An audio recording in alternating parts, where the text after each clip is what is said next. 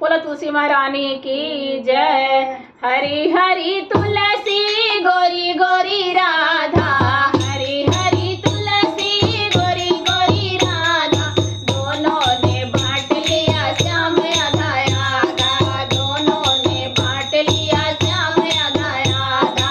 हरी हरी तुलसी गोरी गोरी राधा, हरी हरी तुलसी गोरी गोरी राधा, दोनों ने बांट लिया श्याम आधा आधा, दोनों ने बांट लिया श्याम आधा आधा। कहाँ से आई तुलसी कहाँ से आई राधा, कहाँ से आई तुलसी कहाँ से आई राधा, दोनों ने बांट लिया श्याम आधा आधा, दोनों ने बांट लिया श्याम आधा आधा। बैकुंठ से आई तुलसी बरसाने से राधा, बैकुंठ से आई तुलसी बरसाने से राधा, दोनों ने बांट लिया श्याम आधा आधा, दोनों ने बांट लिया श्याम आधा आधा।